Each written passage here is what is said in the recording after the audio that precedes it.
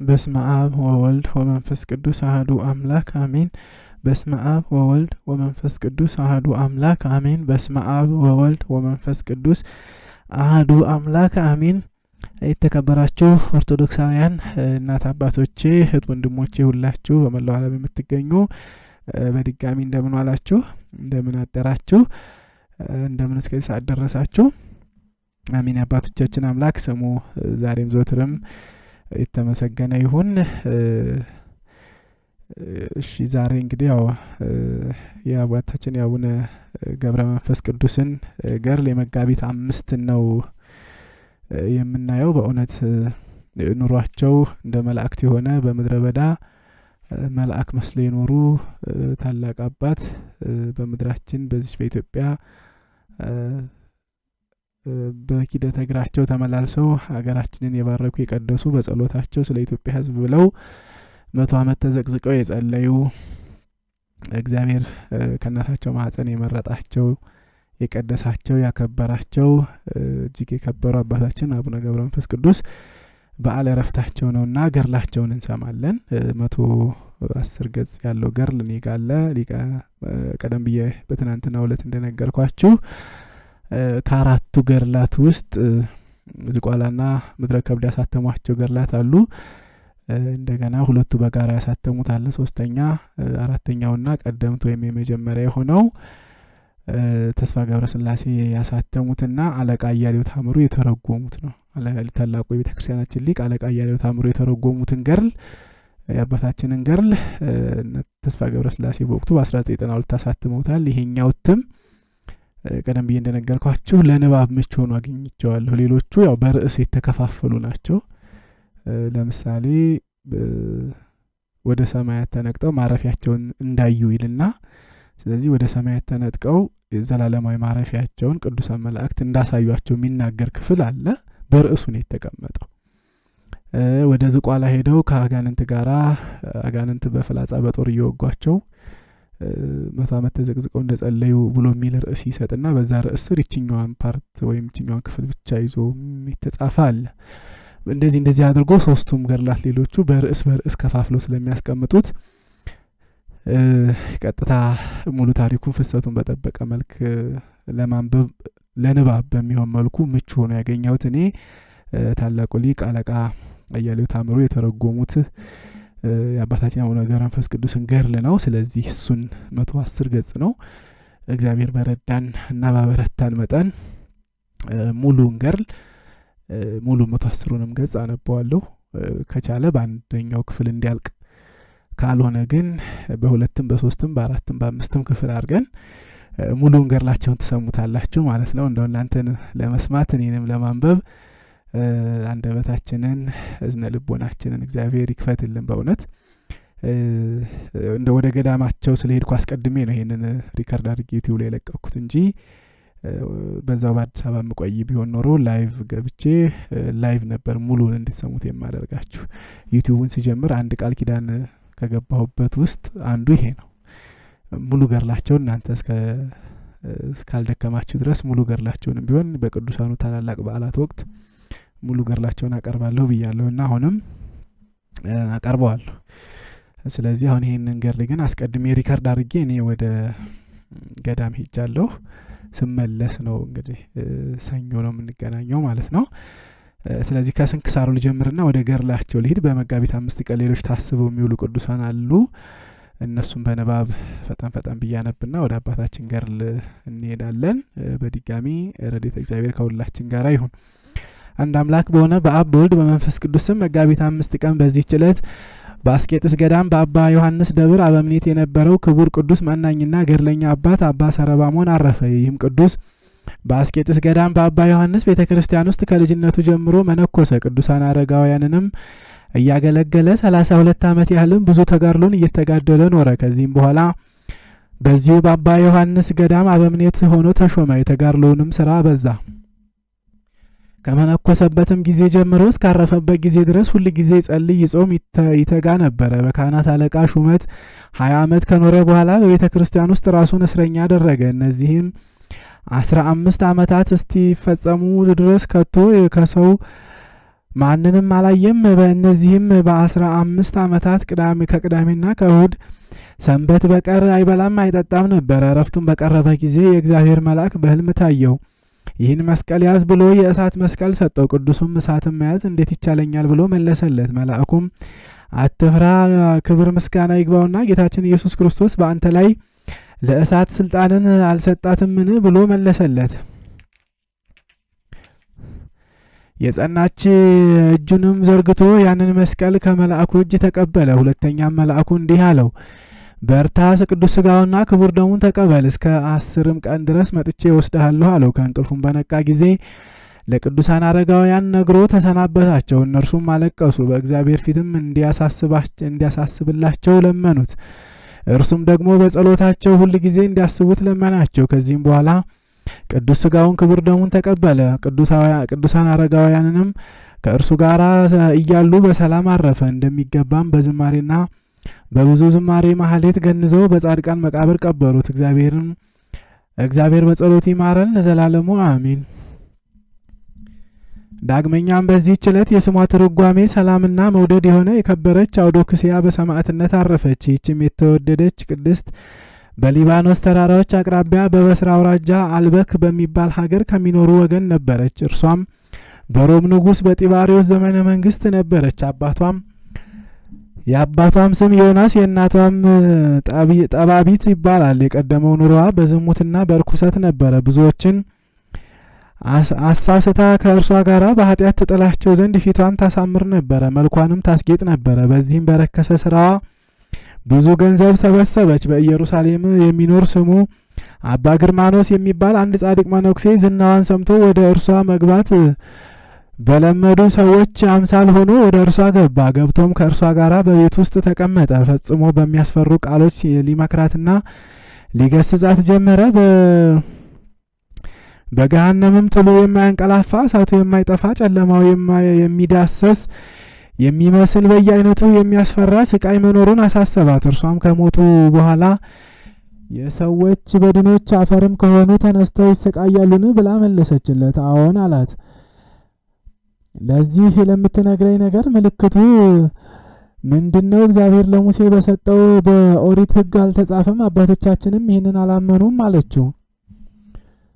እርሱም በፍርድ ቀን ሙታን እንደሚነሱ ስለ ጻድቃንም ስቃይ ስለ ጻድቃንም ተድላ ስለ ኃጥአንም ስቃይ ስለ ጻድቃንም ተድላ ደስታ በኦሪት መጽሐፍ በሐዲስ ኪዳን መጽሐፍ ተጽፎ እንዳለ ገለጠላት። ትምህርቱና ተግሣጹ በልቧ አደረ። በፍርድ ቀንም ሙታን እንደሚነሱ አመነች። እንዲህም አለች፣ ከዚህ ከረከሰ ስራ ብመለስ እግዚአብሔር ይቀበለኛልን አለች። አባ ግርማኖስም ወደ ዓለም እንደመጣና ተሰቅሎ ደሙን በማፍሰስ ኃጢአታችንን እንዳራቀልን በክብር ባለቤት በጌታችን ኢየሱስ ክርስቶስ ካመንሽ ስለዚህ የጸናችና የነጻች ንስሐ ይሆንልሻል። የክርስትና ጥምቀትንም ተጠመቂ፣ እግዚአብሔርም ይቀበልሻል። አስቀድመሽ ከሰራሽው ኃጢአት ምን አያሳስብሽም። ከእናትሽ ማኅፀን እንደተወለድሽበት ቀን ትነጫለሽ አላት እንጂ የክብር ባለቤት የጌታችን ኢየሱስ ክርስቶስ የቀናች ሃይማኖት ደጆች ይከፈቱልሻል አላት። ያን ጊዜም የክርስትና ጥምቀትን ያጠምቃት ዘንድ ለመነችው። እርሱም ወደ በአልበክ ከተማ ኤጲስቆጶስ ወስዶ አደረሳት። እርሷም በኤጲስቆጶሱ ፊት በልዩ ሶስትነት በመድኃኒታችን ኢየሱስ ክርስቶስ ሰው በመሆኑና ሞቶ በመነሳቱ አመነች። ኤጲስቆጶሱም ተነስቶ በውሃው ላይ ጸልዮ አጠመቃት። እግዚአብሔርም አይነ ልቦናዋን ገልጦላት ብሩህ መልአክ ወደ ውሃው ሲስባት፣ ሌሎች መላእክትም ስለ እርሷ ፈጽሞ ደስ ሲላቸው ተመለከተች። ከዚህም በኋላ ገጻቸው የሚያስደነግጥ ጥቋቁሮችን አየች። ከእርሳቸውም አንዱ መልኩ የከፋ ሲጎትታት እርሱም በእርሷ ላይ ይቆጣ ነበረ። ይህንንም ራእይ ባየች ጊዜ የክርስትና ሃይማኖት ፍቅር በልቧ ተጨመረ። ኃጢአት በመስራት የሰበሰበችውን ገንዘቧን ሁሉ ለድሆችና ለችግረኞች ሰጠች። ከደናግል ገዳማትም ወደ አንዱ ገብታ የምንኩስና ልብስ ለብሳ ፍጹም የሆነ ተጋድሎን ተጋደለች። ከአጋንንት ጋራ ተዋጋች። ሰይጣንም አስቀድሞ ከእርሷ ጋራ ሲያመነዝሩ ከነበሩ በአንዱ ልብ ውስጥ አደረ። ወደ መኮንኑም ሄዶ ነገር ሰራባት። መኮንኑም ወደ እርሱ እንዲያቀርቧት አዘዘ። በደረሰችም ጊዜ ከደጅ ቆመች።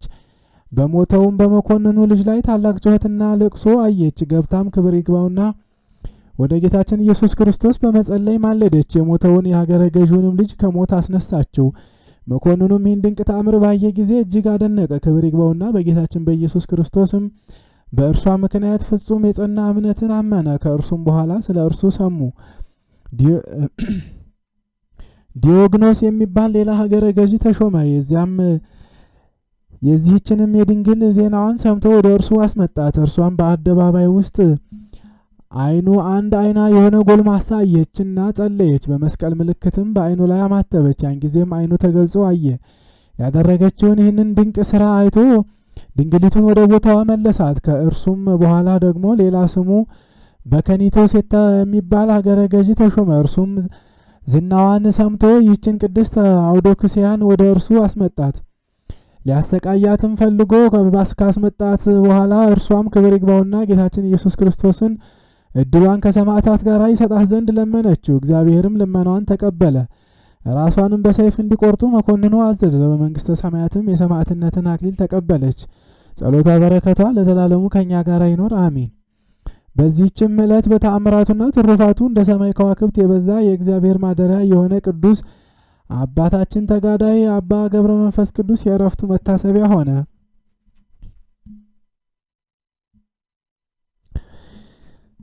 ገድለ አቡነ ገብረ መንፈስ ቅዱስ። በስመ አብ ወወልድ ወመንፈስ ቅዱስ አሐዱ አምላክ።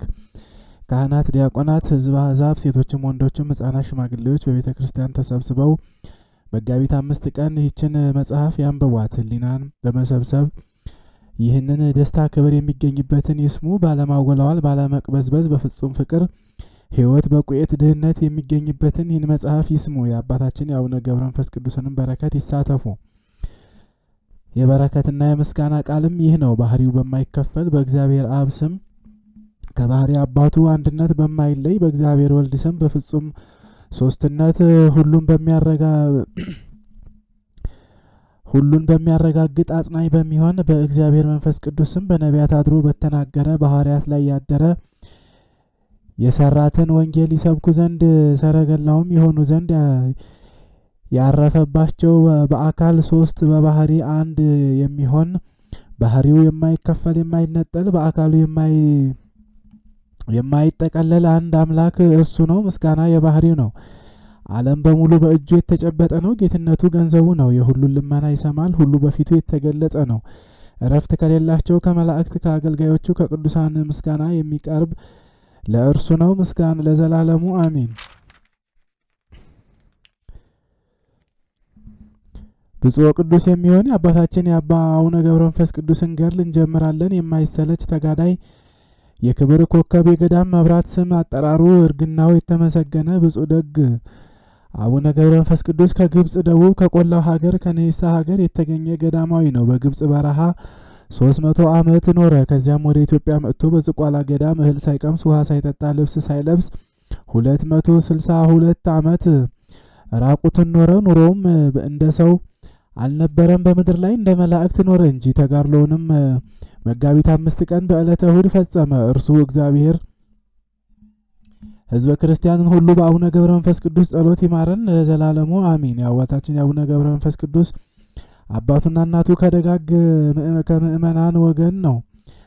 የአባቱም ስም ስምዖን ይባላል፣ ከነገደ ብንያም ነው። የእናቱም ስም አቅሌሲያ ይባላል። ወላጆቹም በእግዚአብሔር ፊት ደጋጎች ነበሩ። አቅሌሲያ መካን ሆና ልጅ አጥታ ልጅ ባለማግኘቷ እያለቀሰች 30 ዘመን ኖረች። ከዕለታትም በአንደኛው ቀን ወደ ቤተ ክርስቲያን ገብታ የአብ የወልድ የመንፈስ ቅዱስ ስዕል ካለበት ፊት ለፊት ቆማ እባክህ ጌታዬ አንተን ደስ የሚያሰኝ ፈቃድን የሚፈጽም ንጽሕናን የሚወድ ልጅ ስጠኝ ብላ ጸለየች። ያን ጊዜም ከስዕሉ ቃል ወጥቶ ስልጣኑ ከሰማይ ከፍታ ከፍ የሚል ንጽሕናው ከሚካኤል ከገብርኤል የሚተካከል ክህነቱ እንደ መልከ ጸዴቅ እንደ መጥምቁ ዮሐንስ እንደ ነቢዩ ኤልያስ የሆነ ልጅ እንቺ ተቀበይ አላት። በቀድሞ ዘመንም ከቅዱሳት አንስት አንዲቱ ያደረገችውን በቅዱሳት መጽሐፍት ሰምተናል። እርሷም የያዕቆብና የኤሳው እናት ርብቃ ናት። በማኅፀኗ ስለነበረው ጽንስም ቃለ እግዚአብሔርን ልትጠይቅ ሄደች። እግዚአብሔርም 2 ልጆችን በማኅፀንሽ አሉ፣ 2 ልጆች ካንቺ ይወለዳሉ፣ አንዱ ከአንዱ ይበልጣል፣ ታላቁ ለታናሹ ይገዛል አላት። አቅሌሲያም እንደ ርብቃ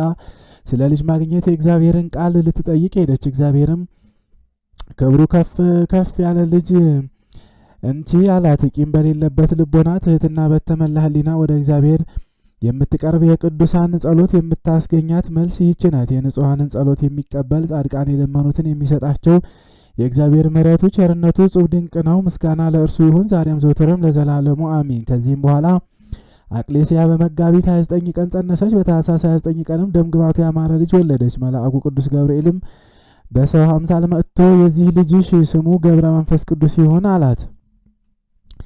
ከዚያን ጊዜ ጀምሮ መልአክ እንዳወጣለት ገብረ መንፈስ ቅዱስ ተብሎ ተጠራ። በዚያም ቀን ሕፃኑ ተነስቶ ከእናቱ ጭን ወርዶ ለአብ ለወልድ ለመንፈስ ቅዱስ 3 ጊዜ ሰገደ። ዳግመኛም ከጨለማ ወደ ብርሃን ላወጣኸኝ ለአብ ለወልድ ለመንፈስ ቅዱስ ምስጋና ይሁን አለ። ስለ ጻድቁ ስለ ኖህ መወለድ በሄኖክ መጽሐፍ እንደተነገረ ሕፃኑ ከአዋላጅቱ እጅ ተነስቶ ቅዱስ ቅዱስ ቅዱስ እግዚአብሔር ብሎ አሸናፊ እግዚአብሔርን አመሰገነ ተብሎ እንደተነገረ እንደዚሁ ይህች ክብር ከእናታቸው ማኅፀን ጀምሮ የቅዱሳንን ከሚቀድሳቸው አምላክ ለቅዱሳን ሁሉ ትሰጣለች። ከዚህም በኋላ እናቱ አላቀፈችውም፣ ጡቶቿንም አላጠባችውም። ያን ጊዜም ከዚያ የነበሩ ይህንን ተአምራት ያዩ አደነቁ። እናቱም አደነቀች፣ እጹብ እጹብ አለች። ከ3 ዓመት በኋላም እግዚአብሔር መልአኩ ቅዱስ ገብርኤልን እንዲህ ብሎ አዘዘው፣ ሕፃኑን ከእናቱ ክንድ ተቀበል፣ ብዙ ገዳማውያን ወዳሉበት ገዳም ውሰድና ከበራቸው አስቀምጠው። አበምኔቱም ሕፃኑን ከበር አንስተህ ካንተ ዘንድ አኑረው፣ ስለ ልብሱ ስለ ምግቡ አታስብ፣ ሕፃኑ የመንፈስ ቅዱስ ማደሪያ ነውና ምግቡ መንፈሳዊ ነውና ይኸውም ከእግዚአብሔር የሚወጣ ቃል ነው። ሰው በእንጀራ ብቻ እንደማይኖር እወቅ በለው። የእግዚአብሔር መልአክም ሕፃኑ ወዳለበት ወርዶ ሕፃኑና ከእናቱ ክንድ ወስዶ ሴት ልጇን እንደምትታቀፍ በእቅፉ አቀፈው። ከዚያም የነበሩ ሰዎችም የእግዚአብሔርን መልአክ ሕፃኑን በክንፉ አቅፎ ሲስመው ባዩ ጊዜ ደነገጡ። እስከ 7 ሰማያትም አውጥቶ ወደ እግዚአብሔር አቀረበው። እግዚአብሔርም ሕፃኑን ባረከው። ሁለተኛም እግዚአብሔር መልአኩን እንዲህ አለው፣ ወደ እናቴ ወደ ማርያም ውሰደውና ትባርከው አለው። ዳግመኛም አዳም፣ ሴት፣ ሄኖስ፣ ቃይናንና መላልኤል፣ ያሬድና ሄኖክ፣ ማቱሳላ፣ ኖህ ወዳሉበት ውሰደውና ይባርኩት አለው። ዳግመኛም አብርሃም፣ ይስሐቅ፣ ያዕቆብ ወዳሉበት፣ ነቢያት፣ ሐዋርያት ወዳሉበት ውሰደውና ይባርኩት። ዳግመኛም ጻድቃን፣ ሰማዕታት፣ ደናግል፣ መነኮሳት፣ ሄሮድስ ስለ እኔ ያስገደላቸው ሕፃናት ወዳሉበት ውሰደውና ይባርኩት፣ የሰጠሁትን ጸጋ አይተው እንዳመሰግኑኝ አለው። ያን ጊዜም መልአኩ ወደ እመቤታችን ወሰደውና ሳመችው፣ ባረከችው። ዳግመኛም ወደ ቅዱሳን ሁሉ ወሰደውና ሰላም አሉት። ዳግመኛም መልሶ ወደ እግዚአብሔር አቀረበው። መድህን ጌታም እንዲህ አለው፣ ሕፃን ገብረ መንፈስ ቅዱስ በመንግስቴ ከእኔ ጋር ትነግሳለህና ደስ ይበልህ፣ በርታ፣ የሚደርስብን ሁሉ ታገስ፣ ብዙ ነፍሳት በአንተ ምክንያት ይድናሉ፣ ሰላሜ ካንተ ጋር ይሆናል አለው። ከዚህም በኋላ መልአኩ ወስዶ አባ ዘመደ ብርሃን ወዳለበት አወረደው፣ ከመግቢያውም በር ላይ አስቀመጠው። መልአኩም ወዳለበት ገብቶ እግዚአብሔር እንዳዘዘው ሁሉን ነገረው። መልአኩም ከእርሱ ከሄደ በኋላ አባ ዘመደ ብርሃን ወዲያውኑ ተነስቶ ነገሩ እውነት እንደሆነ ያውቅ ዘንድ ፈጥኖ ወጣ።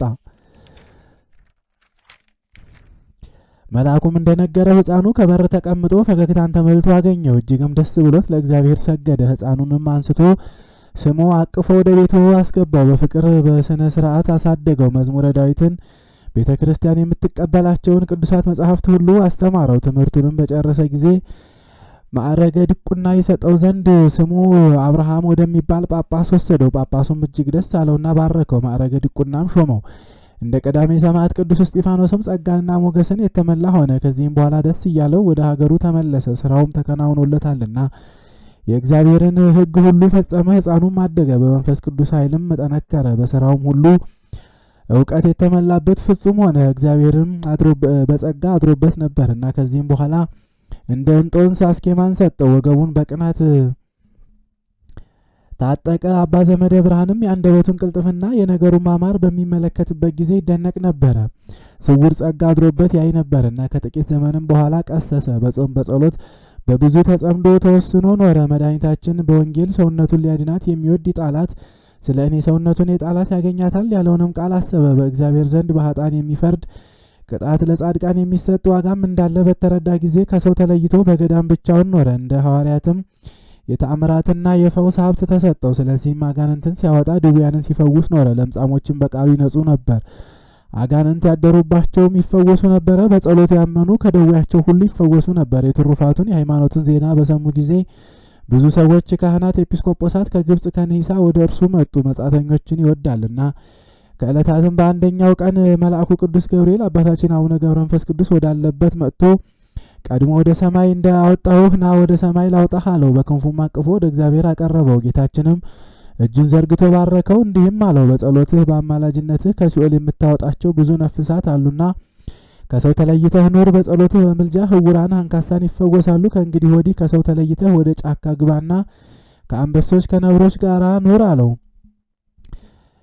የእነዚህንም ቁጥራቸው አንበሶች 60 ነብሮችም 60 ናቸው። አባታችን አቡነ ገብረ መንፈስ ቅዱስም ጌታችንን እንዲህ አለው፣ የሰጠኸኝ እነዚህ አንበሶችና ነብሮች ምን ይመገባሉ አለው። ጌታችንም እንዲህ አለው፣ የረገጥከውን መሬት ይልሳሉ፣ በዚያም ይጠግባሉ፣ ወደ እኔ እስክትመጣ ድረስ ይኸው ምግብ ይሆናቸዋልና አለው። ቅዱሳን መላእክትም ይህንን በሰሙ ጊዜ አደነቁ። ንጽህናውን፣ ቅድስናውን፣ ደግነቱን፣ ትሩፋቱን ሁሉ በሰሙ ጊዜ ደስ አላቸው። በብዙ ድካም በቁር በመራቆት በረሃብ በጽም ልዩ ልዩ በሆነ መንፈሳዊ ኃይል መጋደሉን አይተው ደስ አላቸው። ሐዋርያው ቅዱስ ጳውሎስ እኔ እንዲህ እጋደላለሁ፣ ሰውነቴን እቀጣታለሁ፣ ስጋዬን ለነፍሴ ያስገዛዋለሁ እንዳለ ኃያል ተጋዳይ አባታችን አቡነ ገብረ መንፈስ ቅዱስም እንዲህ አደረገ። ጌታችንም ወደ ቀደመ ቦታው እንዲመልሰው መልአኩ ቅዱስ ገብርኤልን አዘዘው። ከዚህም በኋላ ከራሱ እስከ ጽሕሙ እስከ እግሩ ድረስ ጠጉር በቀለለት። ጠጉሩም 1 ክንድ ከስንዝር ነበረ። ቅዱሱ ግን ሰውነቱን ከቀን ወደ ቀን በልዩ ልዩ ገድል ይቀጣ ነበረ። ስለዚህም ከእግዚአብሔር ዘንድ ሁል ጊዜ በክብር ላይ ክብር ይጨመርለት ነበረ። ተአምራትና ድንቅ ድንቅ ስራን መስራት በድውያን ላይ ፍጹም ፈውስ ተሰጠው። ከዕለታት በአንዲት ቀንም የፈወሳቸው አይነ ስውሮች፣ አንካሶች፣ ለምጾች፣ ልዩ ልዩ ደዌ ያለባቸውን ቁጥራቸው 1,000 ይሆናል። ብፁዓዊ አባታችን ሰዎች ሁሉ ስራውን ስለአወቁ አዘነ፣ እንዲህም አለ፣ ሰዎች እንዳያውቁኝ ከዚህ ቦታ ተነስቼ ወደ ሌላ ቦታ ሄዳለሁ፣ በዚህ ዓለም ውዳሴ ከንቱ እንዳይሆንብኝ አለ። ይህንንም ብሎ ከዚያ ቦታ ሄደ። ወደምታስፈራ ጫካ ውስጥም ገብቶ በዚያ ተቀመጠ። ሕዝቡም ከእነሱ እንደተሰወረ በሰሙ ጊዜ ፈጽመው አዘኑ። ከእርሱ በመለየታቸውም ብዙ ቀን መሪር ለቅሶን እያለቀሱ ተቀመጡ። እንግዲህ ከሰው ተለይቶ ወደ ጫካ ገባ። ወደ አልነውን ነገር ጥንተ ነገራችን እንመለስና በዚያም ኖረ። በበጋው ሐሩር በክረምቱ ቁር እየተሰቃየ ኖረ። በሰውነቱ ላይ ልብስን አልለበሰም፣ ራቁቱን ነበረ እንጂ። ራቁቱን በብርድ ላይ ቆሞ ይጸልይ ነበር። ወገቡንም በማቅ በሰንሰለት ታጥቆ ነበረ። ከዚያም ጫካ ቅዝቃዜ የተነሳ ሰውነቱ አልቆ አጥንቱ ደርቆ ነበረ። ሰውነቱንም በእግዚአብሔር ፊት ራቁትሽን ትቆሚያለሽና ወቂ፣ ጽኒ፣ በርቺ፣ ጨክኝ ይላት ነበረ። እንደዚህም ባለ ስራ በጾም በጸሎት በስግደት በብዙ ትጋት ቀንም ሌሊትም ጽሙድ ሆኖ ኖረ። ያለ እረፍት ብዙ ጸሎትን ይጸልይ፣ ብዙ ስግደትን ይሰግድ ነበረ። ስጋው እስኪደርቅ ቁርበቱም ከአጥንቱ እስኪጣበቅ ድረስ ከእንጨት ፍሬ ስር ወይንም ከአትክልት ወይንም ገዳማውያን ከሚመገቡት ከሌሎች ፍሬያት ምንም የሚመገበው አልነበረውም። ለስጋው ምንም ምክንያት አልሰጠም። መላእክትም ዘወትር ይጎበኙት ነበረ። በስራውም በቃሉም እንደሱ ነበረ እንደ እነርሱ ነበረና በገድል በትሩፋት የሚመስለው ማን ነው? ምድራዊ ምግብን የተመገበበት ጊዜ የለም። ውሃን ፈጽሞ አልጠጣም። ምግብ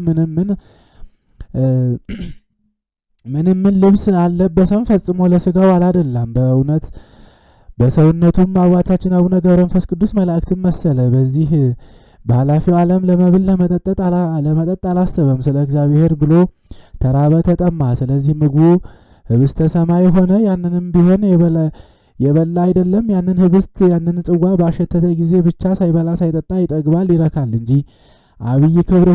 ነቢይ ክብርህን በማየቴ ጠግባለሁ ብሎ እንደተናገረ የከበረ አባታችን አቡነ ገብረ መንፈስ ቅዱስ የክርስቶስ ቃል እንዳይታበል አውቆ በረታ እንጂ አልተጠራጠረም። ልብስም አልፈለገም። እግዚአብሔርም በመላ አካሉ ጸጉር አበቀለለት። እንደ በግ ጸጉር ያለ ስጋውን የሚሸፍን ጽሕሙ የሚያምር እንደ ቆራ ጥቁር የሆነ እንደ ነጭ ሐር የተፈተለ ግርማው እንደሚያስፈራ አንበሳ ነበረ። ቁመቱ እንደ ዘንባባ ነው። መዓዛውም እንደ ከበረ ጥቂስ እንደሚባል ሽቶ ያማረ ነው። መዓዛው ጫካውን ይመላው ነበረ። በጽሕም የተከበበ ፊቱም እንደ እግዚአብሔር መልአክ ነበረ። ስራዎቹን ቁጥር ለመናገር ባሰብኩ ጊዜ መፈጸም ተሳነኝ። በባህር ካለ አሸዋ ከዝናብም ነጠብጣብ ገድሉ እጅግ በስቷልና ገድሉን ስንቱን እናገራለሁ። እርሱ ከሁሉ በላይ ይከብራልና ነቢያትና ሐዋርያት ወገናችን ይሉታል፣ መላእክትም ወዳጃችን ይሉታል፣ በከንፋቸውም ያቅፉታል። እመቤታችን ማርያም ወዳጄ ትለዋለች። እግዚአብሔር አባታችን አቡነ ገብረ መንፈስ ቅዱስን ከእናቱ ማኅፀን መረጠው። ስለ ነቢዩ ኤርምያስ በእናት ማኅፀን ቀደስኩ፣ ከማኅፀን ሳትወጣ የተመረጥ ካደረግኩ ብሎ እንደተናገረ አባታችን አቡነ ገብረ መንፈስ ቅዱስም ከእናቱ ማኅፀን ጀምሮ መረጠው። የሰማይ ወፎችን እዩ፣ በነፋስ ኃይል ይበራሉ። ክንፍ አላቸውና በመዝሙር ተብሎ በመዝሙር የተባለውን እናውቃለን። ታስበው ዘንድ ሰው ምንድነው? ትጎበኘው ዘንድ ሰው ምንድነው? ከመላእክት ጥቂት አሳነስከው። ክብርን ጌትነትን ሸለምከው። በእጅህ ስራ ላይ ሁሉ ሾምከው። ሁሉ ከእግሩ በታች አስገዛህለት። በጎችንም ላሞችንም የምድረ በዳውን እንስሳ ደግሞ የሰማይ ወፎችን የባህር ዓሦችን እግዚአብሔር በምሕረቱ ብዛት ያሰበው በቸርነቱም የጎበኘው። ይህም አባታችን አቡነ ገብረ መንፈስ ቅዱስ በፍጥነት ወደ ፈለገው ቦታ ይደርስ ነበረ። ወደ በረሃም ቢሆን ወደ ተራራም ቢሆን ወደ ጉድጓድም ቢሆን በወፎች ክንፍ አይደለም በእጆቹ ስራ ሁሉ ላይ በሾመው ሁሉን ከእግሩ በታች ባስገዛለት በመንፈስ ቅዱስ ኃይል ነው እንጂ ስለተሰጠው ሀብተ ጸጋም የበረሃ እንስሳት አንበሶች፣ ነብሮች፣ የባህር ዓሦች ያገለግሉት ነበረ። መሬታዊ ሰው ሲሆን ኑሮው እንደ ሰማያውያን መላእክት ነበረ። የቅዱሳን ተስፋ ይህ ብቻ አይደለም ማለት መላእክትን መምሰል ብቻም አይደለም። ልዑል እግዚአብሔር ከፍተኛውን ሀብት ሰጥቷቸዋልና ከሰው መካከል አማልክት ይባሉ ዘንድ ለአባታችን ለአቡነ ገብረ መንፈስ ቅዱስ የተሰጠ የማይመረመር ሀብተ ጸጋ ይህ ነው። ስለዚህ አባቱም እናቱም የሥጋ ዘመዶቹም አላወቁትም፣ በተወለደበትም ቤትም አልኖረም። እንደ መላእክት በአክናፈ መንፈስ ይፋጠናልና እንደ እነሱም በሰረገላ መንፈስ ይሄዳልና እሱ በመዓልትም በሌሊትም ያለ እረፍት ለእግዚአብሔር ምስጋና እንደሚያቀርቡ እሱም ያለ እረፍት ለእግዚአብሔር ምስጋና ያቀርባል። እነሱ ድካም የሌለባቸው ሰው ፍጥረቱ ደካማ ነው። እነሱ አይራቡም፣ አይጠሙም፣ አይደክሙም፣ አያዝኑም፣ አይተክዙም፣ አያለቅሱም። የመላእክት ተፈጥሯቸው ድካም የለበትምና ሰው ይራባል፣ ይጠማል፣ ይደክማል፣ ያዝናል፣ ይተክዛል፣ ያለቅሳል። በመካከላቸውም እንዲህ ያለ ልዩነት እያለ ደካማው ከብርቱዎች ሐዘንተኛው ደስ ካላቸው መሬታዊው ከሰማያውያን ሥጋዊው ከመንፈሳውያን ጋር ተካከለ።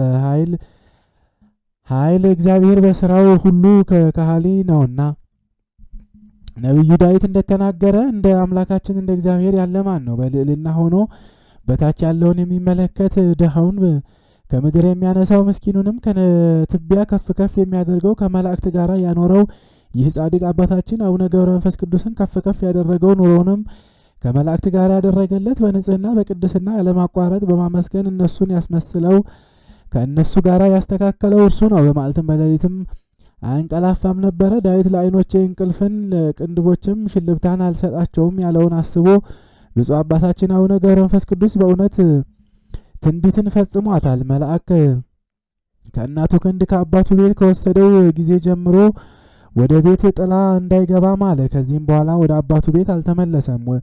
በየበረሃው ዞረ እንጂ የሚጠጋበት ዋሻም አልፈለገም። ለመኝታውም አልጋ አላበጀም፣ ቤትም አላበጀም። በመጽሐፍ እንዲህ የተባለውን አስቦ ቤት የሰራ ለመኝታው አልጋ ያበጀ ዋሻ ያዘጋጀ ይተኛል፣ ያንቀላፋል፣ ሕሊናው ይታወካል። ብፁዓዊ ግን ራሱን አደህዬ ለዓይኖቹም እንቅልፍን አልሰጠም፣ ለጉንጮቹም እረፍትን አልሰጠም። ይኸውም አባታችን አቡነ ገብረ መንፈስ ቅዱስ ነው።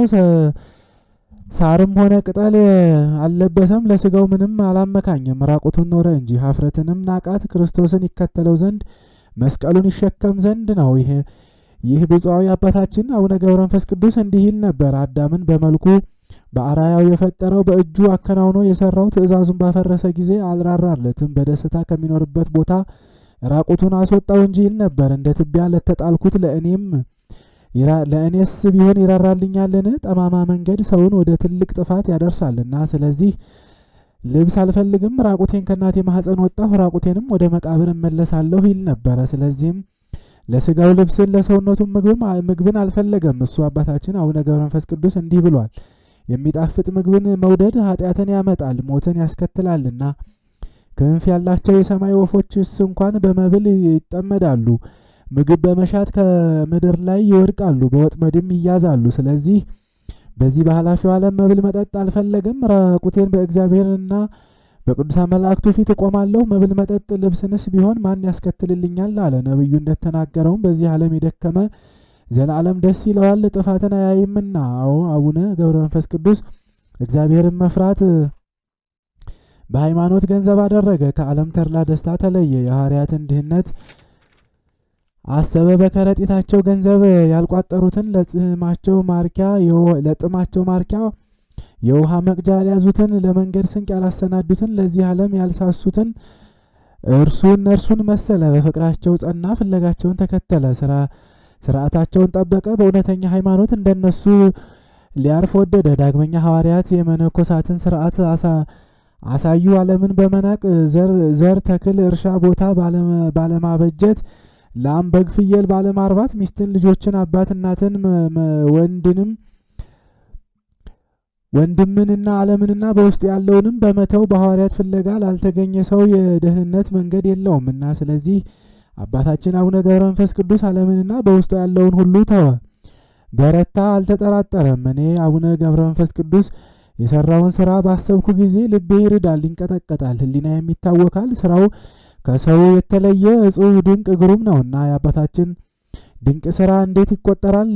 ጾምን ጀምሮ የፈጸመ ትዕግስቱ በቅድስና ያበዛ ነውና አባታችንም እንዲህ አለ። ሰው ሊደርስ በማይችልበት በረሃ ኖራለሁ፣ ነጣቂዎች ተኩላዎች ባሉበት አራዊት እንዲበሉኝ ስጋዬን እጥላለሁ። ዳዊት በመዝሙር የጻድቃን ስጋቸው ለዱር አራዊት ነው እንዳለ እኔም ተኩላዎች፣ ድብ፣ አንበሶች፣ ዘንዶዎች ወዳሉበት እገባለሁ። ስፍር ቁጥር የሌላቸው የዱር አራዊት በየወገናቸው በሚንቀሳቀሱበት እገባለሁ። እኔ ምግብ ሆናቸዋለሁ። የባሮችህን ሬሳ ለሰማይ ወፎች ምግብ አደረጉ ያለው የነቢዩ ዳዊት ትንቢት በእኔ ይፈጸም ዘንድ አለ። መተርጉምም እንዲህ ብሏል። ከዚህ ዓለም የተለዩ መናንያን በእውነት ተበተኑ፣ በምድር ላይ ወደቁ። ከገድል ጽናትም የተነሳ ስጋቸው በድርቅ ወራት እንዳለ እንደ አመድ ማዶ ቅጠል ይመስላልና ስጋቸው ፊታቸው በሚጠወልግበት ጊዜ እንደ ድስት ጥላሸት ይሆናል። ሙታን በሚነሱበት ጊዜ ግን ፊታቸው ከፀሐይ 7 እጅ ይበራል። ደምግባታቸው በሰማይ ፊት ከሚንቦገቦግ የአጥቢያ ኮከብ ብርሃን ይልቅ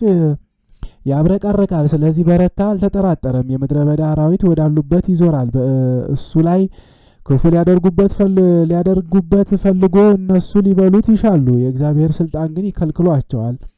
እሱ ወደ እነሱ ይሄዳል፣ በመካከላቸው ይመላለሳል። በእነሱ ተበልቶ ሊሞት ይሻልና እነሱ ሊውጡት ይሻሉ፣ ነገር ግን ክፉ የሚያደርግበት የቻለ የለም። በእሱ ላይ ያደረ መንፈስ ቅዱስ ይከለክላቸው ነበርና አባታችን እነሱ ለአባታችን ራሳቸውን ዝቅ አድርገው ተገዙለት፣ ከእሱ ጋር ተስማምተው ኖሩ እንጂ አራዊቱስ አልነኩትም። ይህንን ብፁዕ አባታችን ሊጎዱት አልቻሉም። በእግዚአብሔር ኃይል ኑሮው እንደ ዳንኤል ሆነ እንጂ ነጣቂዎች ከሆኑ አራዊት ሁሉ ከተኩላዎች፣ ከአንበሶች፣ ከዘንዶች፣ ከእባቦች ጋር ተስማምተው ኖረ እንጂ አንዱስ እንኳን ክፉ ሊያደርግበት የቻለ የለም። እነዚያም አራዊት ስለቀደሙት ከእግሩ በታች ይተኙ ነበረ።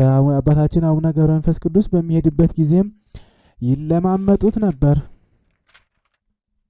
ለጌታው እንደሚታዘዝ አገልጋይ ለመምህሩ እንደሚታዘዝ ደቀ መዝሙር ይታዘዙለታል። ለጸሎትም በሚቆምበት ጊዜ እነዚህ አራዊት አብረውት ይቆሙ ነበረ። እንደ ላም፣ እንደ አህያ፣ እንደ ፍየል ተሰብስበው ይከቡት ነበረ። ሲመጣ ባዩትም ጊዜ ሮጠው ሄደው ተንበርክከው ይቀበሉታል። ሕፃን በእናቱ እቅፍ ላይ እንደሚያርፍ በእርሱ ላይ ያርፉ ነበረ። ከማሰሪያው እንደፈቱት የላምን ቦሳ ይፈነጫሉ፣ ይፈነጥዛሉ። የእናቱን ወተት ለማግኘት እንደሚሮጥም ይሮጣሉ። ብዙ ስለሚወዱትም ወደ እሱ ለመድረስ እያንዳንዳቸው ይቀዳደማሉ። የምድረ በዳ አራዊት የሚሰግዱለት እንደ አሽከር የሚታዘዙለት እንዳለ ያየ የሰማ ማን ነው? እኔ አደንቃለሁ። አንበሳ የላም ዘር አይቶ ይተዋልን? ወይስ ተኩላ በግ አይቶ ይምራልን? ነምርስ ፍየልን አይቶ ይተዋልን? ጅብስ አህያን አይቶ አይዛትምን? እባብስ ሰውን አይቶ አይነክስምን? ይህ ብፁዓዊ አባታችን ግን እንደ በግና እንደ ፍየል ጠቦት ከነሱ ጋር ተስማምቶ ኖረ። የአንበሳ ደቦል በፊቱ ይፈነጥዛል፣ እሱም በእጁ ይዳስሳቸዋል። እንስሳትም ሁሉ ይወዱታል፣ ከሰው ጋርም እንደሚኖር ሎሌዎች ሆኑት። ዳግመኛም እንደ ወንድም፣ እንደ ባልንጀራ፣ እንደ ስጋ ዘመድም ሆኑት። አባቱን እናቱን አላወቀም። ባለጸጎች ድሆች እንደሆኑ ሐዋርያት በኋላ ዘመን ነገሩት እንጂ በታናሽነትህ ገዳማትን ዞርክ፣ በብዙዎች ዘንድ እንደ ኤልያስ እንደ ዮሐንስ ተወደድክ። እግዚአብሔር ባንተ ደስ ብሎታልና መላእክትን በመንገድ ሁሉ ዘወትር እንዲጠብቁ አዟቸዋል። የአባታችን ድንቅ ስራ እንናገር። ብዙ ውርጭ ብዙ አመዳይ በሚገኝበት ደሴት ረግረግ በሆነ ጥልቅ ጉድጓድ ኖረ። ቆሞም ወደ እግዚአብሔር ጸለየ፣ እንዲህም ብሎ ጌታ ኢየሱስ ክርስቶስ ሆይ ባሪያህን ለምን ትረሳዋለህ? ቃልህንስ ለምን ይታበላል?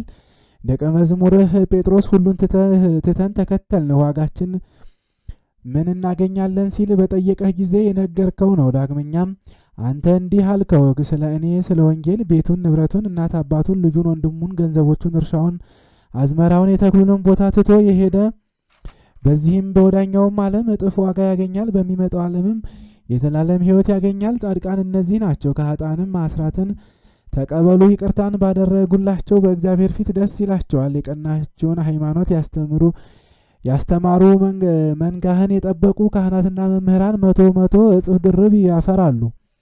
ጌታዬ ለእኔም ፊትህን አሳየኝ፣ ቃልህ ያማረ ፊትህ ያማረ ነውና ከጥልቅ ልቦናዬ እጠራጠራለሁ። አቤቱ ቃሌን ስማኝ፣ ጆሮህም የልመናዬን ቃል የሚሰማ ይሁን። አዳም ብቻውን ደስ ብሎት በነበረበት በገነት ወደ አንተ ጸለየ። ሱራፌል ከመላእክት ጋር ሁሉ እየረዱት ደስ ብሎት፣ ስለ እኔ ግን ማን ደስ ይለዋል? አቤቱ ለምናለሁ፣ ተስፋ ካደረግኩት ነገር አታሳፍረኝ። ከማኅፀን ጀምሮ በአንተ ተጣልኩ። ከእናቴ ማኅፀን አንተ አምላኬ ነህ፣ በማኅፀንም አንተ ጠበቅከኝ።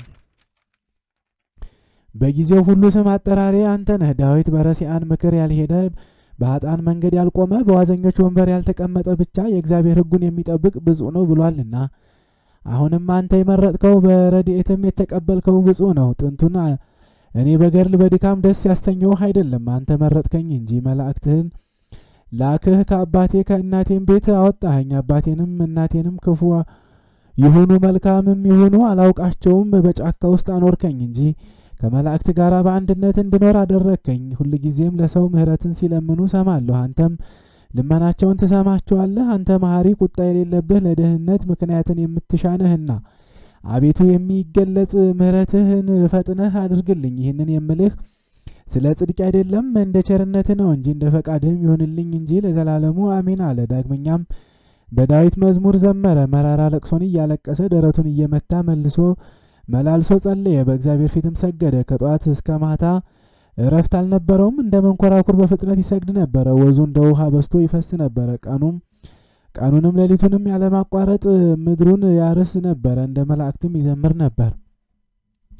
ጸሎቱንም በጨረሰ ጊዜ መላእክት እንደ ልማዳቸው መጥተው አጽናኑት። ያን ጊዜም ሰማይ ተከፈተ፣ የእሳት ድንኳንም ተገለጠ። 40 እንስሳትም የእግዚአብሔርን መንበር ተሸክመው ታዩ። ዙፋኑን አይነኩም ነበረ። 24ቱ ካህናተ ሰማይ ማዕጠንት ይዘው በዙፋኑ ዙሪያ ቆመዋል። መላእክትና የመላእክት አለቆችም በየነገዳቸው ዙሪያውን ቆመዋል። ጌታችን ኢየሱስ ክርስቶስም ለአባታችን ለአቡነ ገብረ መንፈስ ቅዱስ በአንድነት በሶስትነት እንዳለ ተገለጠለት። መላእክት ሁሉ በየመደባቸው ቅዱስ ቅዱስ ቅዱስ እግዚአብሔር አሸናፊ እግዚአብሔር የጌትነት ምስጋና በአራቱ ማዕዘን ሙሉ ነው እያሉ ያመሰግኑታል። አባታችን አቡነ ገብረ መንፈስ ቅዱስ ይህንን ምስጢር በታየው ጊዜ እጅግ ፈራ። ጌታችን ኢየሱስ ክርስቶስም በርታ፣ አትፍራ፣ እነሆ እኔን በምታይበት ጊዜ ዮሐንስ ቀለምሲስ እንዳየኝ እኔን ለማየት የምትችልበትን ኃይል እሰጥሃለሁ። ወዳጅ ሆይ ምን ትሻለህ? የምትጠይቀኝስ ምንድን ነው? ልይህ ብለህ በለመንከኝ ጊዜ ተገለጥኩልህ አለው። አሁንም ምን እንዳደርግልህ ትወዳለህ? የመረጥኩህ ወዳጄ ገብረ መንፈስ ቅዱስ ሆይ ንጹሕ የተመረጠ አደረግኩህ። 70-80 ዓመት በጫካ ኖርክ፣ ሳትጠራጠርም በረሃዎችን ዞርክ። ከነብሮችና ከአንበሶችም ጋር መኖርን አልፈራህም። ጨከንክ፣ እስከ ሞትም ድረስ ታገስክ። አሁንም በእውነት የለመንከኝን እሰጥሃለሁ። ምን እንዳደርግልህ ትወዳለህ አለው። አባታችን አቡነ ገብረ መንፈስ ቅዱስም ይህን ታላቅ ምስጢር ሰምቶ ደስ አለው። ጌታዬ አምላኬ ይህን ልታደርግልኝ አይገባኝም አለ። አሁንም ብቻ የምህረት አስራት ስጠኝ፣ ከገቦታ ሰዎች ማርልኝ፣ እነሱ ኃጥአን ናቸውና። አንተ ንስሐን ለማይሹ ጻድቃን አልመጣህምና ኃጥአንን ወደ ንስሐ ልትመልስ መጣህ እንጂ አለው። አባታችንም እንደ ክረምት ውሃ እንባቸውን እያፈሰሱ ጥርሳቸውን እያፋጩ በደይን የሚኖሩትን አስባቸው፣ ሰይጣን አስቷቸዋልና በማወቅም ባለማወቅም በሰሩት ኃጢአት ሁሉ ይቅር በላቸው ብሎ ለመነ። ጌታችንም አቡነ ገብረ መንፈስ ቅዱስን እንዲህ አለው፣ ወዳጄ ሆይ ድንቅ ነገርን ለመንከኝ፣ ግን አልከለክልህም። እንደ ቸርነቴም ስምህን የጠሩትን መታሰቢያን ያደረጉትን ኃጥአንን ምሬልሃለሁ። የለመንከኝንም ሁሉ አደርግልህ ዘንድ ኪዳንን ሰጥቻለሁ። አባታችን አቡነ ገብረ መንፈስ ቅዱስም ይህንን ሰምቶ ደስ አለው። በግንባሩም ከመሬት ላይ ወድቆ ሰገደ። ሰማያውያን መላእክት፣ ምድራውያን ጻድቃን ሁሉ ደስ አላቸው። ለፈጣሪያችን ምስጋና ይሁን ሃሌሉያ አሉ። ዳግመኛም አቤቱ ቸርነትህ ምን ያህል ነው? ጌታም ዋጋህ በዕድሜህ መጠን ሺህ ይሁንልህ አለው። በእያንዳንዲቱ ማለት ነው። አቡነ ገብረ መንፈስ ቅዱስ ከተወለደ ጀምሮ ቃል ኪዳን እስከተቀበለበት ቀን ድረስ ዕድሜው 300 ዓመት ነበረ። ጌታችንም የመላእክት አለቆችን እንዲህ አላቸው፣ ስለ ወዳጄ ስለ ገብረ መንፈስ ቅዱስ ምልጃ ወደ ገሃነም ሂዱና የኃጥአንን ነፍስ አውጡ፣ ከእስራታቸውም ፍቷቸው አላቸው። ሊቃነ መላእክትም ኃጥአን ወዳሉበት ወደ ገሃነም ወረዱ። በዚያችም ሰዓት ኃጥአንን ለማሰቃየት ስልጣን ያለው የገሃነም አለቃ አብድል ማኮስ መጣ። የገቦታ ምድር ሰዎችንም አወጣቸው። ከደይን ያወጣቸው የእነዚያ ሰዎችም ቁጥር 3000 ነው። የብርሃን መላእክትም እየመሩ ወሰዷቸው። ሚካኤልና ገብርኤል በየወገናቸው፣ ሩፋኤልና ኡራኤል በየነገዳቸው፣ ሳቁኤልና ራሙኤል ፋኑኤልም በየማህበራቸው በየማዕረጋቸው ከእግዚአብሔር ዙፋን እስኪደርሱ ድረስ እልል አሉ። በሰማይ ለእግዚአብሔር ምስጋና ተገባው፣ በምድርም እርቅ ሆነ አሉ። ዳግመኛም በዳዊት መዝሙር እንዲህ ብለው አመሰገኑ። ምርኮን ማረክህ፣ ወደ ሰማይ የወጣህ፣ ምስጋናህም ለሰው ልጆች ሰጠህ። እነዚህም ከደይን የወጡ ነፍሳትም ወደ ተድላ ደስታ በክብር በጌትነት ገቡ። ዳግመኛም እግዚአብሔር አቡነ ገብረ መንፈስ ቅዱስን እንዲህ አለው፣ እንግዲህስ ወዲህ እንደ አንተ ካሉት በቀር በዓለም ያሉ ሰዎች እንዳያውቁህ አደርጋለሁ። ከካህናት ከመነኮሳት ከምእመናንም ወገንም ቢሆን መላእክት ጎበኙሃል እንጂ ማን ያለ ፈቃድህ አያይህም። የብርሃን ሰረገላ ይሁንህ፣ ፍጥነቱ እንደ ነፋስ ነው፣ ድምፅ የለውም። ከምስራቅ እስከ ምዕራብ ከሰሜን እስከ ደቡብ ከምድር እስከ ሰማይ ልትደርስበት ወደምትችልበት ቦታ ሁሉ ሂድ። ወዳጄ ገብረ መንፈስ ቅዱስ ሆይ እንደወደድክም እኔን አባቴንም መንፈስ ቅዱስንም በሶስትነቴ እየኝ። ዳግመኛም ወደ ኢትዮጵያ ሂድ፣ በዚያም ከደይን የምታወጣቸው ነፍሳት አሉ አለው። አባታችን አቡነ ገብረ መንፈስ ቅዱስም እግዚአብሔር የነገረውን በሰማ ጊዜ ፊቱ ብርሃንን መላ፣ ፈጽሞ ደስ አለው። ጌታዬ ፈጣሪዬ ወደዚያች ሀገር ማን ይመራኛል? መንገዷንስ በምን አውቃታለሁ? ሩቅ ሀገር ነው ሲሉ ሰምቻለሁና አለ። እግዚአብሔርም እኔ በስልጣኔ ያደርሰሃለሁ አለው። መላእክቶችም ካንተ አይርቁም፣ በእነሱ ዘንድ የከበርክ ሆነሃልና እኔንም በወደድክ ጊዜ ታገኘኛለህ። እግዚአብሔርም ይህንን አስራት ከሰጠው በኋላ ከእሱ ተሰወረ። አሁንም አቤቱ ልብንና እውቀትን ስጠኝ፣ ለአባታችን ለአቡነ ገብረ መንፈስ ቅዱስ ያደረግከውን ስራ እረዳ ዘንድ። አባታችን አቡነ ገብረ መንፈስ ቅዱስ ሆይ ከእግዚአብሔር የተቀበልከው ጸጋ፣ ባለሟልነት፣ ገናናነት፣ ክብር፣ ልዕልና ምን ያህል ነው! ገድልህን ለመናገር ባሰብኩ ጊዜ የከረመ ወይን ደስ ብሎት እንደጠጣ ሁሉ ልቤ ይለመልማል፣ ይወጣል፣ ይወርዳል። ለመቼ ለምን ጊዜ ነገሩን እፈጽመዋለሁ ይላል። የገድሉ ብዛት ስፍር ቁጥር የለውምና። አባታችን አቡነ ገብረ መንፈስ ቅዱስ በምድረ ገቦታ ራእይ ባየ ጊዜ አለቀሰ፣ ልማዱ ነውና። የተገለጠውን የተሰወረውን ያውቃል። ዳግመኛም ንጹሐን ካህናት ያሉበትን ያውቃል። መንፈስ ቅዱስም ሲወርድላቸው ያያል። የኃጥአንንም ስራ በዓይኑ ፊት እንዳለ መስታወት በፊቱ የተገለጠ ነው። ከዕለታትም በአንደኛው ቀን አቡነ ገብረ መንፈስ ቅዱስ በምድረ ገቦታ ሳለ ተሰውሮ በቤተ ክርስቲያን በቁርባን ጊዜ የሆነውን ድንቅ ስራ አየ። በዚያም የነበሩት 200 ሰዎች ነበሩ። በቅዳሴ ጊዜ መንፈስ ቅዱስ በመሰዊያውና በመስዋዕቱ ላይ ወረደ። ደጉ አባታችንም የመንፈስ ቅዱስን መውረድ ባየ ጊዜ ደስ አለው። ሕዝቡም ሁሉ ሲቀበሉ ሃይማኖቱ ከጸና ምግባሩ ከቀና ከአንድ ሰው በቀር ከእነርሱ ከቅዱስ ሥጋው ከክቡር ደሙ ውስጥ አንድስ እንኳን የተቀበለ እንደሌለ ባየ ጊዜ አብሮት የነበረውን መልአክ ቅዱስ ሥጋውን ክቡር ደሙን ያልተቀበሉ እነዚህ ሰዎች ኃጢአታቸው ምንድን ነው አለው። መልአኩም አቡነ ገብረ መንፈስ ቅዱስን በእግዚአብሔር ዘንድ ኃጢአታቸው ብዙ ነው አለው። አባታችንን መለስ ባለ ጊዜ ሰይጣናት ከቤተ ክርስቲያን ጉባኤ ወደ ቤታቸው እስከሚደርሱ በእሳት አለንጋ ሲነዷቸው አየሁ። እነዚያም ሰይጣናት የእነርሱ ሰራዊት ስለሆኗቸው ደስ ይላቸው ነበረ። ሁሉም ጠፉ። ከእነሱ ውስጥም ወደ ንስሐ ከተመለሰ ከአንድ ሰው በቀር የተረፈ የለም። ሰይጣን ግን ከምግባር ከሃይማኖት ደህይተው በገሃነም ተጥለው ባያቸው ጊዜ ደስ ይለው ነበረ። ንስሐ የማይገቡ እነዛ ኃጥአን ግን በምድር ላይ ባለ ዘመናቸው የሰይጣን ጭፍራ ሆኑ። አባታችንም ይህንን ባየ ጊዜ አዘነ፣ አለቀሰ። እንዲህም አለ፣ ጌታዬ ፈጣሪ ሆይ ወገኖችህን ሰይጣን ማረካቸው። ስጋህን ቅዱስ ስጋህን ክቡር ደምህን ከተቀበለ ከአንድ ሰው በቀር ከሰዎች ሁሉ የቀረ የለም። ሕዝብህን ያለ ዋጋ ሰጠህ ብሎ ጸለየ። አባታችን አቡነ ገብረ መንፈስ ቅዱስም ይህን ሲናገር እንባ በጉንጮቹ ላይ እንደ ውሃ ይፈስ ነበር። ሐዋርያት እንደ ጾሙ ጾመ። ጸሎትን ሊያደርግ ወደደ። ቀድሞ ወደ ነበረባት የውሃ ደሴትም ደረሰ። እንዳሰበውም ጾም ጸሎት አደረገ። እግዚአብሔርን በቁርጥ ሕሊና ለመነው። ፍጥረቱን ይምር ዘንድ ርኅራሄ ከሌለው ከጠላትም ያድናቸው ዘንድ ለመነ። ከዚህም በኋላ ለብፁዕ አገልጋዩ እግዚአብሔር ተገለጠለትና እንዲህ አለው፣ በአንዲት ቀን እልፍ እሰጥሃለሁ፣ በተወለድኩበት በተጠመቅኩበት በተነሳሁበት ቀን እምርልሃለሁ አለው። ጌታ ብፁዕ አባታችንን እንዲህ ባለው ጊዜ ያን ጊዜ ሰገደ፣ ለፈጣሪው ምስጋናን አቀረበ። ሰይጣን ግን ይህ ሰው ከተወለደ ወዲህ ተዋረድኩ እያለ መራራ ለቅሶን አለቀሰ። እንዲህም አለ፣ ወዴት እሄዳለሁ? ምርኮዬን የወሰደብኝ ያ ሰው ወደ ሌለበት ወዴት እሄዳለሁ? እሱ ሳይወለድ ወስጄ በጽኑ ደይን ያጋዝኳቸውንም በጾም በጸሎት በትጋት ሌሊት ማረከኝ እንዲህ እያለ አለቀሰ። ሰማያውያንና ምድራውያን የሚሆኑ መንፈሳውያን ይህንን በሰሙ ጊዜ ደስ አላቸው። የአባታችን ሕይወቱ እንዲህ ነበረ። በመጾም በመጸለይ በመዘመር በማመስገን በእያንዳንዲቱ ቀንም ስግደቱ 4000 እልፍ ከ4000 ነው። በየቀኑ የዳዊትን መዝሙር ይዘምር ነበረ። 15ቱ መኃልየ ነቢያት መኃልየ ሰለሞንን ውዳሴ ማርያምንም ያደርስ ነበረ። እንደዚሁ የጌታችን የኢየሱስ ክርስቶስ መስቀሉ መታሰቢያ የሆነው ዘንድ ፊቱን በድንጋይ ይመታ ነበረ። 300 ጊዜ የቀኙን 300 ጊዜ የግራውን። ይህንን ሁሉ ሌሊትም ቀንም ያደርግ ነበረ። እንዲህም ባለ ስራም ለኃጥአን ረዳት ሆናቸው። የብርያል ኃይሉ ደከመ፣ ብርዙ ጠፋ፣ አባታችንም ነፍሳትን ማረከ። መርዙ ጠፋ፣ አባታችንም ብዙ ነፍሳትን ማረከ። ከዚህም በኋላ አቡነ ገብረ መንፈስ ቅዱስ ከዚያ ወጥቶ ወደ ኢትዮጵያ ሄደ። አንበሶች ነብሮች እየተከተሉት 30 አንበሶች በፊቱ 30 ነብሮች በኋላው ሆነው ነበር።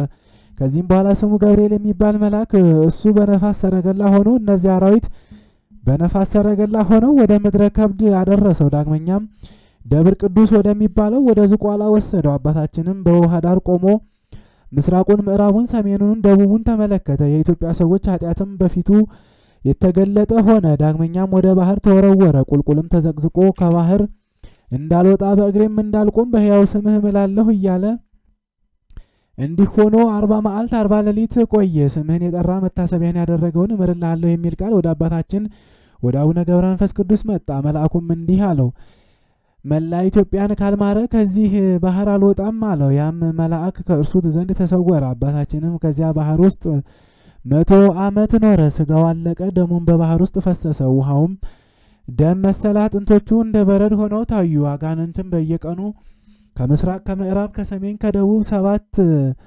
7,300 እየሆኑ ይመጡ ነበረ። በፍላጻዎቻቸውም ይወጉት ነበረ እስከ 100 ዓመት ድረስ።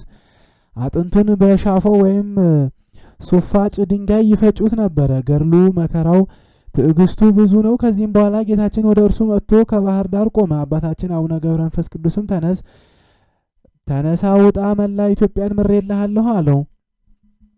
አጥንቱ እንደ መርፌ ቀዳዳ ተበሳስቶ ተገኘ። ሁለንተናውን እንዳሰሰውና እንደ ቀድሞው ደህና አደረገው። ወደ ምድረ ከብድም ላከው። ከዚህም በኋላ ወደ ላይ ወጥቶ ከፀሐይ በላይ ከሰማይ በታች እስከ 7 ዓመት ድረስ ኖረ። ከዚህም በኋላ ዳግመኛ ወደ ምድረ ከብድ ተልኮ እንደ አምድ ትኩል ሆኖ 7 ዓመት ቆሞ ጸለየ። ወደ ሰማይም ሲመለከት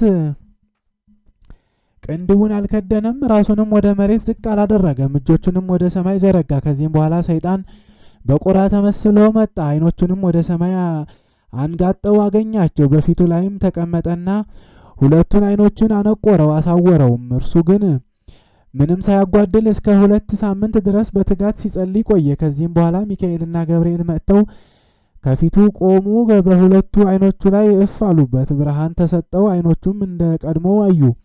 ወደ ዝቋላ ሂድ አሉት። ጠላቶችህን ትበቀላቸው ዘንድ ከሰማይ ፍጹም ኃይል ይሰጥሃል። ይህንን ከነገሩት በኋላ ወደ ሰማይ አረጉ። እርሱም ተነስቶ ወደ ዝቋላ ሲሄድ በመንገድ ከዛፍ ስር አርፈው 3 ሽማግሌዎችን አገኘ። ብፁዕ አባታችን አቡነ ገብረ መንፈስ ቅዱስ ባያቸው ጊዜ በልቡ ልሰወራቸው ይሆንን ብሎ አሰበ። እነሱ ግን ቶሎ ብለው ተጣሩ። እንዲህ ብለው በእግዚአብሔር ዙፋን ተማጽነናል፣ ሶስታችንንም በጀርባ አዝለህ አንድ ምዕራፍ ሸኘን አሉት። በመጣም ጊዜ ሽበት የከበባቸው የደከሙ ሽማግሎች ሆነው አገኛቸው። ከዚህም በኋላ ወደ አንደኛው ቀርቦ በጀርባው አዘለው፣ ከአንድ ምዕራፍም አደረሰው። ያም ሽማግሌ እንዲህ አለው፣ ከዚህ አሳርፈኝ፣ አንተ ደክመሃል፣ የማትበላ የማትጠጣ ነህና ባለው ጊዜ አባታችንም ሽማግሌ ሆይ የት ታውቀኛለህ አለው። ሽማግሌውም ሂድና ጓደኞቼን አምጣልኝ አለው። ተመልሶም ሁለቱም ሽማግሌዎች ካሉበት ደረሰ። ሁለተኛውም ሽማግሌ ተሸክሞ ወደዚያኛው ሽማግሌ ያደረሰውና ከእሱ ዘንድ አስቀመጠው። ለሶስተኛ ጊዜም ተመልሶ ሶስተኛውን ሽማግሌ ተሸክሞ ወደ እነዚያ ሽማግሌዎች አደረሰውና ከእነሱ ዘንድ አስቀመጠው። አባታችንም እነዚያን ሽማግሌዎች እንዲህ አላቸው፣ የመጣችሁት ከየት ነው? የሽታችሁ መዓዛ ልብ ይመስጣል፣ ልቦናን ደስ ያሰኛልና አላቸው። 3ቱም ሰዎች ተነስተው ቆሙና ለአባታችን በአንድነት በሶስትነት ተገለጡለት። 1 ሲሆኑ 3፣ 3 ሲሆኑ 1 ናቸው። የአበው አለቃ አብርሃም በመምሬ አጸድ እንዳየ አባታችንም እንደዚሁ አንድነትን በሶስትነት ሶስትነትን በአንድነት ተመለከተ። በያቦቅ ወንዝ አንድ ሰው እስራኤል የተባለ ያዕቆብን ባደረባት ሌሊት እንደተጋደለው እንደባረከው እንደዚሁ ለአባታችን ገብረ መንፈስ ቅዱስ እግዚአብሔር በሶስትነቱ ተገለጸለት። በጀርባው ታዘለ፣ በመንፈስ ቅዱስ በረከትም ባረከው። ያን ጊዜም የእግዚአብሔርን ክብር አየ። እነዚያ አረጋውያን ፊትም ተንቦገቦገ፣ ከመብረቅ ብልጭታ ከእሳት ነበልባልም ይልቅ 7 እጅ በራ። መላእክትም ወርደው ለክብር ባለቤት ሰገዱ። ሰማይና ምድርም ተነዋወጡ።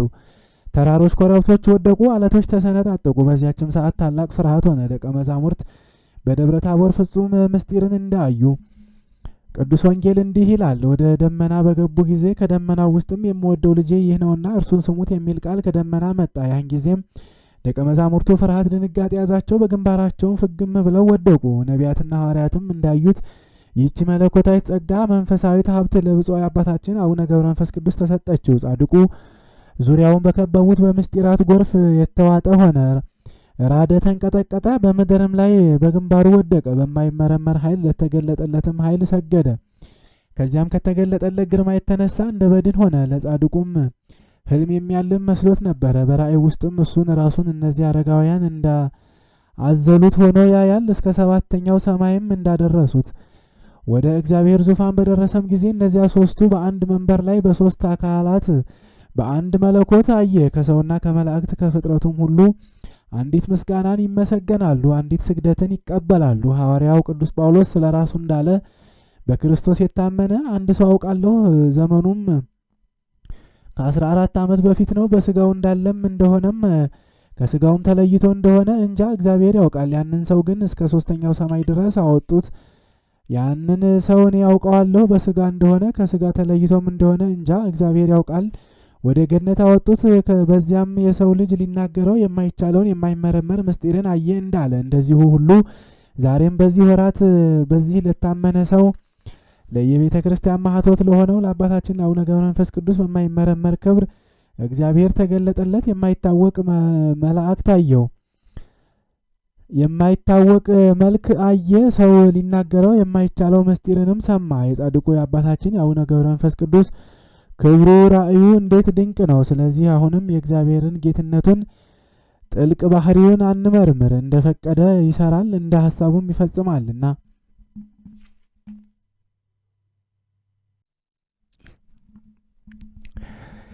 ክቡር ጻድቅ ወደሚሆን ወደ አባታችን ገብረ መንፈስ ቅዱስ ዜና እንመለስ። ከዚህም የተነሳ ጌታችን ኢየሱስ ክርስቶስ አቡነ ገብረ መንፈስ ቅዱስን ቀሰቀሰው። ጴጥሮስን በደብረ ታቦር እንደቀሰቀሰው እንደዚህም አለው፣ ሂድ ወደ ዝቋላ ውረድ፣ 100 ዓመት ሙሉ አጥንትህን ስጋህን እየነደፉ የተዋጉህን አጋንንት ታጠፋቸው ዘንድ አለው። እኔ እንደወደድኩህ ባለማወቃቸው በትዕቢት ላይ ናቸውና በባህር ውስጥ አለ ይሉሃል። 7ቱ ሊቃነ መላእክት ይረዱሃል፣ መባረክትም በፊትህ በኋላ ይከተሉሃል አለው። ያን ጊዜም አባታችን አቡነ ገብረ መንፈስ ቅዱስ በመብረቅ ላይ ሆኖ ሄደ። እነዚያ አጋንንትም ወዳሉበት ወረደ።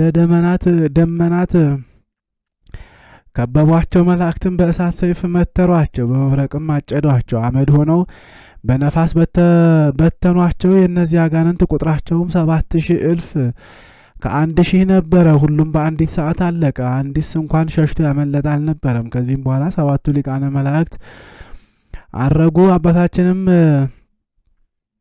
አንበሶቹና ነብሮቹ ድብና ዘንዶም ወዳሉበት ወደ ምድረ ከብድ ሄደ። ከዚህም በኋላ መንፈስ ቅዱስ የጠራቸው 3ቱ ቅዱሳን መጡ። የአንዱ ስሙ የዋልድባው አባ ሳሙኤል ነው። የአንዱም ስም አባ አንበስ ነው። እርሱም ከአዘሎ የመጣ ነው። የአንዱም ስም አባ ብንያም ይባላል። ከላላይ ግብጽ የመጣ ነው። አንበሶቻቸውን ይዘው እያንዳንዳቸው በየአንበሶቻቸው ላይ ሆነው ወደ ምድረ ከብድ መጡ። አባታችን ግን ስለተሰወራቸው እስከ 7 ቀን በምህላ ሰነበቱ። የሚያስፈሩ አንበሶች ወጥተው 3ቱ ቅዱሳን ወዳሉበት መጡ። አንበሶቻቸውንም ይዘው በአንድ አፍታ ስጋቸውን በልተው ደማቸውን ጠጥተው እንደ አንበሶቹ ተሰወሩ። ቅዱሳኑም ፈጽመው ደነገጡ። ለአቡነ ገብረ መንፈስ ቅዱስ ሐዘናቸው ተገልጾለት ተነስቶ በፍጹም ኃይል ወደ እነርሱ መጣ። ከእግዚአብሔር የተሰጡትን 60 አንበሶችና 60 ነብሮች አስከትሎ መላእክትም የብርሃን ድንኳን ይዘው ይከተሉት ነበረ። እርሱም መላእክትም መላ አካሉ በጸጉር የተሸፈነ ነበረ። እርሱ አባታችንም መላ አካሉ በጸጉር የተሸፈነ ነበረ። የራስ ጠጉሩም እንደ ዳስ ሆኖት ነበረ። በምድር ላይ ይጎተት ነበረ። የጽሕሙ ጸጉርም በደረቱ ላይ የተንዠረቀቀ ነው። አጽፍም ለብሶ ነበረ። በታላቅ ግርማም ወደ እነርሱ መጣና ሰላም ለእናንተ ይሁን፣ የእግዚአብሔር ቅዱሳኑ አትፍሩ አላቸው። እነዚያም ቅዱሳን የአባታችንን ግርማ ባዩ ጊዜ ደነገጡ። አንበሶች፣ ነብሮች በፊቱ እያጉረመረሙ ይሄዱ ይጮሁ፣ እንደ ፈረስም ምድርን ይጎደፍሩ ነበር። አባታችን አቡነ ገብረ መንፈስ ቅዱስም በምክንያት ወደዚህ ገዳም ወደ እኔ መጣችሁ፣ እኔ ብቻዬን እኖራለሁና አላቸው። እነዚያም ቅዱሳን እንዲህ አሉት፣ ጸሎተ ቅድስት እንደሆነች ባወቅን ጊዜ ወደ አንተ መጣን። አንተ በሁሉ ርዕሰ ባህታውያን ነህና የእግዚአብሔርን ሥራ ትነግረን ዘንድ ባላገኘንህም ጊዜ እስከ 7 ቀን ድረስ አለቀስም። በዚህችም ቀን አንበሶች መጥተው አንበሶቻችንን ደማቸውን ጠጡ፣